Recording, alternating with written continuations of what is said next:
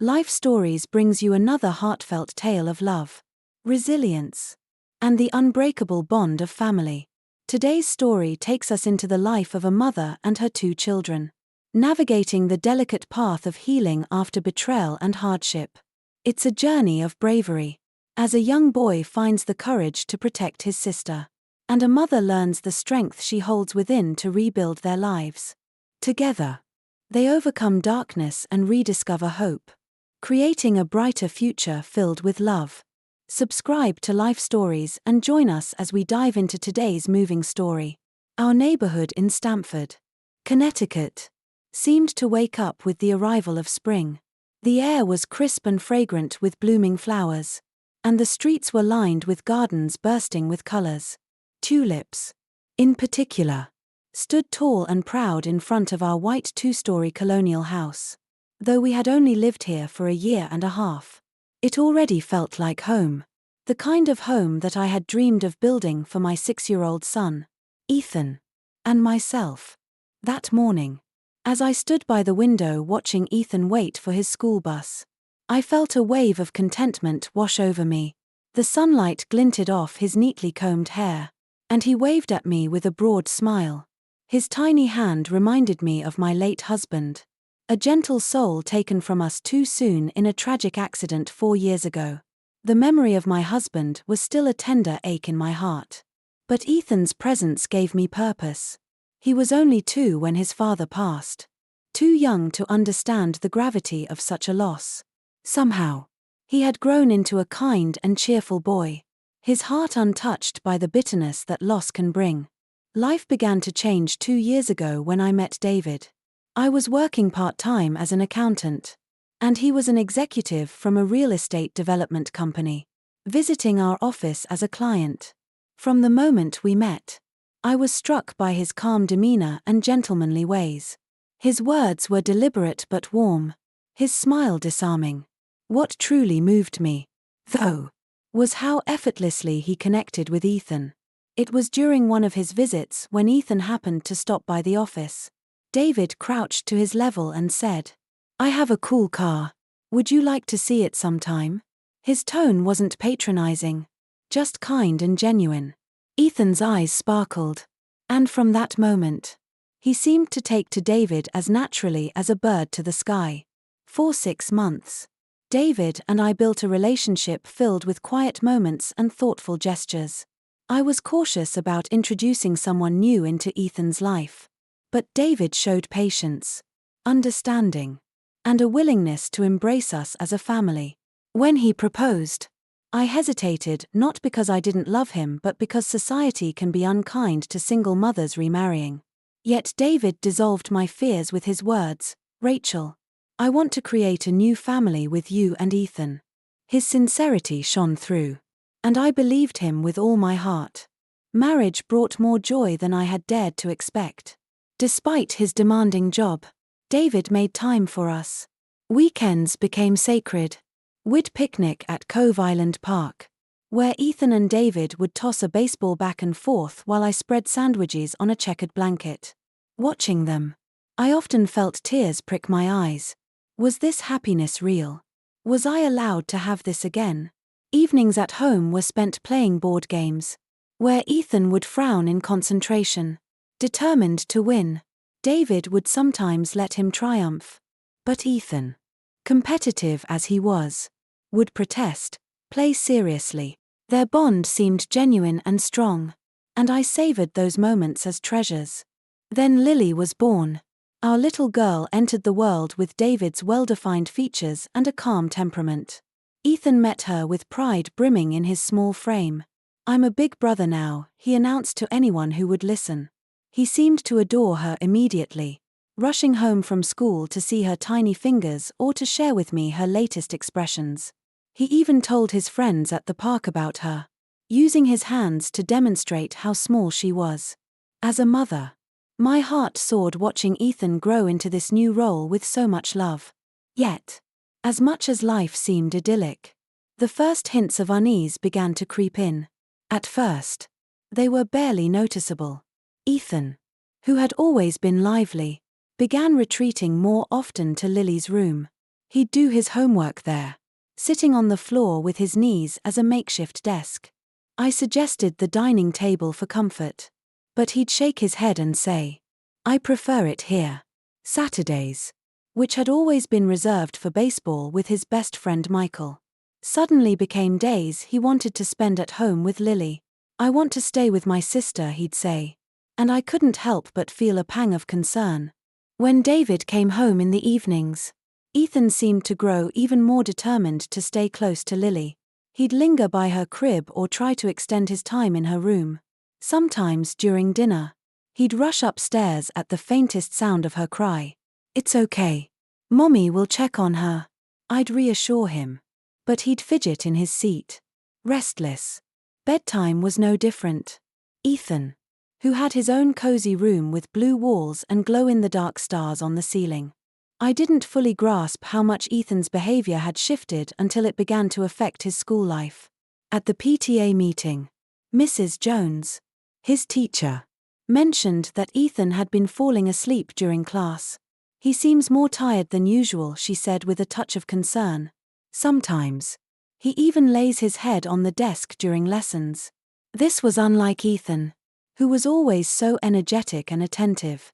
My heart sank as I realized how late he had been staying awake. Curled up on the floor in Lily's room, I began to question everything. Was this all just part of the adjustment process? The pediatric Ian, Dr. Brown, tried to reassure me. "It's common for children to feel a mix of excitement and anxiety when a new sibling arrives. Time will help him adapt." But deep down, I couldn't shake the feeling that something wasn't right. There was a desperation in Ethan's protectiveness, a kind of vigilance that seemed beyond the ordinary. At night, I'd check on him and find him wide awake, staring at Lily's crib, his small body tense as though he were guarding her from some unseen threat. One particular evening, I tried to probe gently. "Ethan," I asked while tucking him into his sleeping bag in Lily's room, "why don't you want to sleep in your own bed anymore? It's much more comfortable." He hesitated, his little hands clutching the edge of the blanket. "I just like it here," he replied softly, his voice both fragile and firm. His response left me unsettled. Was he afraid of something? Or someone? It was around this time that I noticed his growing unease whenever David returned home from work. Ethan would tense at the sound of footsteps in the hallway, and his gaze would flicker toward the door as if bracing for something. When I asked about it, he would brush off my concerns with a simple, "I'm fine, Mom." But I knew better. Mothers can sense when their children are hiding something. Then came the night when everything unraveled. The house was quiet, bathed in pale moonlight. Lily's soft cries woke me, and I climbed the stairs to her room, expecting to find Ethan fast asleep. Instead, I saw him sitting upright in his sleeping bag, his back to the crib. His small frame looked so vulnerable in the dim light. Yet there was a determination in the way he sat, his shoulders squared as if ready to shield her from the world. When he noticed me, his expression froze. His wide eyes held a mix of fear and urgency. "Shush," he whispered, placing a finger to his lips. "Papa's coming." The words hit me like a cold wind. My stomach churned as realization began to dawn. At that very moment, I heard the front door open downstairs. The sound of heavy, uneven footsteps told me David had been drinking. Ethan's body stiffened, and he shifted slightly, positioning himself like a barrier between the crib and the door. I stood there, frozen, as the pieces of the past weeks began to fall into place. The late nights, the refusal to leave Lily's side, the restlessness during dinner. Ethan had been protecting his sister, protecting her from David. The door to the room burst open, and there stood David. His usually polished demeanor was gone. His eyes were bloodshot, and there was a coldness in his voice that I had never heard before. "Oh, you're still up," he said, his words slurred but his tone sharp. "Don't touch Lily." Ethan's voice rang out, high-pitched and trembling. His small body stood firm, shielding the crib with an unwavering resolve. The truth hit me like a tidal wave. David had been hurting Ethan. My gentle, loving husband, whom I had trusted with my son's heart, was the source of the fear that had been haunting him. In his drunken state, David's mask slipped completely. "You'll be the reason this family falls apart," he sneered at Ethan. "You're not even my son." I felt a surge of protective fury. Ethan's trembling hands balled into fists, his bravery breaking my heart. He had endured so much, silently bearing the burden to keep me happy and his sister safe. "I can endure it because Mama is smiling," I imagined him thinking. And the thought nearly crushed me. David stepped forward, and instinctively, I pulled out my phone and dialed 911. My voice was steady, but inside, I was shaking. "Don't move," I said, stepping between him and Ethan. My son clung to me, his small frame trembling. The police arrived quickly, their sirens piercing the quiet night. David stood frozen as the officers entered the room, his bravado crumbling under the harsh reality of his actions. I held Ethan tightly as David was handcuffed and led away, his once gentle image shattered. My son's voice trembled as he finally let out the words he had been holding inside. "When Papa pushed me down, when he hit me, I couldn't tell because it would make Mama sad. But I had to protect Lily." Tears streamed down my face as I held him close. "I'm so sorry, Ethan. I didn't see it. I didn't protect you." His small hand rested on mine. "It's okay, Mama. I wanted you to be happy." That night, we packed a few belongings and left for my mother's bed and breakfast in Boston. As we drove through the dark, Ethan held Lily's hand the entire way. In the rearview mirror, I saw his face, no longer burdened by the need to be brave for us but still shadowed by the pain of what he had endured. I vowed then and there that I would never let anyone hurt my children again. The journey to healing would be long, but we had taken the first step together. Ethan, my brave little boy, had saved not only his sister but also me. And now, it was my turn to be the protector he needed. The morning after that terrible night was a blur of emotions and exhaustion. Ethan clung to Lily as if she were his anchor in a storm. I held them both close, silently grieving the innocence that had been taken from my son. When we arrived at my mother's bed and breakfast in Boston, she took one look at me and immediately understood that something was deeply wrong. Without asking questions, she welcomed us into her home, offering a warm meal and a safe place to rest. That first night, I sat beside Ethan as he lay in the makeshift bed we had prepared in one of the guest rooms. He was quiet, his hand gripping mine tightly as Lily slept peacefully in a crib nearby. "Mama," he whispered after a long silence. "Is it really over? Will Papa come back?" His words broke my heart. I stroked his hair gently and replied with as much conviction as I could muster. "No, Ethan. It's over. No one will ever hurt you or Lily again." In the weeks that followed, the pieces of our shattered life began to fall into place. The trial against David moved quickly, with charges of child abuse and domestic violence supported by Ethan's testimony and other evidence that came to light. Ethan gave his testimony through a video call, his voice trembling as he recounted the things he had endured. "Papa said I was bad," he explained, his eyes downcast. "He said I couldn't make Mama or Lily happy." Hearing my son's words in court was one of the most painful experiences of my life. His small voice carried the weight of everything he had kept bottled up, and I could only wonder how much courage it had taken for him to finally speak the truth.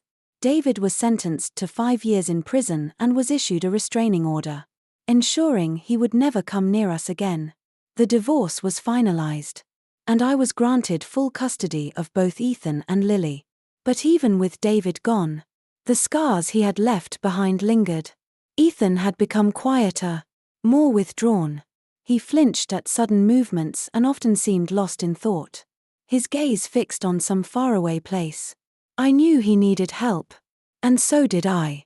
Through a local support group for single mothers, I found a compassionate therapist, Jane, who specialized in working with children who had experienced trauma.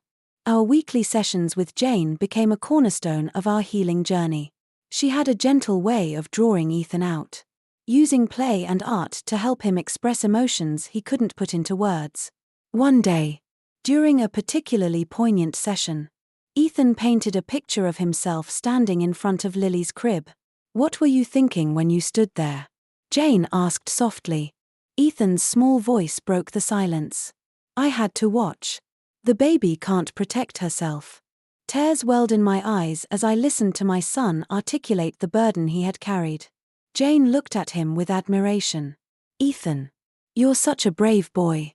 What you did to protect your sister was truly wonderful." Slowly but surely, those words began to plant seeds of confidence in Ethan. He started to believe that he wasn't just a victim, he was a protector, a hero in his own right. Meanwhile, I worked on rebuilding our lives. The support group became a lifeline for me, connecting me with other mothers who had faced similar situations.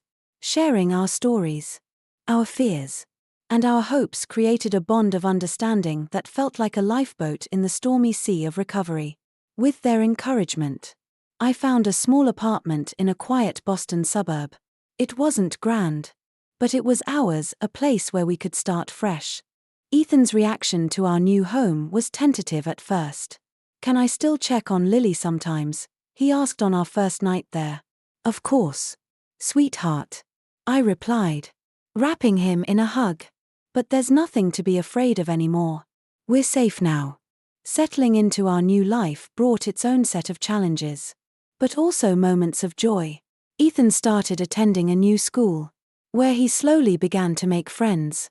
"Mom, I played baseball with Mike and Jason today," he told me one afternoon, his voice carrying a hint of the excitement I had missed so much. Lily, now just over a year old, was thriving. Her laughter filled the small apartment, and she adored her big brother, following him with her bright eyes wherever he went. For me, finding balance as a single mother was a daily challenge, but it also gave me a sense of purpose and independence I hadn't felt in years. I started working remotely, which allowed me to be there for my children while gradually achieving financial stability. The routine of school drop-offs, work, therapy sessions, and family meals brought a rhythm to our days that felt comforting and safe. One sunny spring afternoon, as we sat in the park near our apartment, Ethan suddenly turned to me and said, "We're the happiest now, aren't we, Mama?" His words brought tears to my eyes. "Yes, sweetheart," I replied, pulling him and Lily into a tight embrace. "We'll always be a happy family, the three of us, together." In those moments, I felt a glimmer of hope for the future. The wounds in our hearts were still healing, but they were no longer raw. Together, we were finding our way forward, one day at a time. Ethan's bravery, Lily's innocence, and the love we shared as a family became the foundation of a new chapter, a chapter filled with resilience, strength, and the promise of brighter days ahead. As the seasons changed, so did our lives. A year after that fateful night, our little family had found its footing. Ethan, now 7, had grown into a confident, compassionate boy who loved playing baseball and teaching Lily her first words. Lily, with her contagious laughter, had become the heart of our home, her presence a daily reminder of the resilience of love. Looking back, I realized how far we had come from the shadows of fear to the light of hope. Our new home was small but filled with warmth, laughter, and the sounds of children playing. Ethan's bravery and Lily's innocence had inspired me to rebuild not just a life, but a sanctuary where they could thrive. We still had moments of doubt, days when memories lingered longer than we wanted, but we faced them together. The love we shared and the strength we discovered became our anchor. As I watched Ethan gently guide Lily across the park's grassy field, I felt a deep sense of gratitude. Life had taught us its hardest lessons, but it also gave us a gift, the understanding that family is not just about blood, it's about love, protection, and unwavering support. Subscribe to Life Stories for more heartfelt tales of resilience and hope.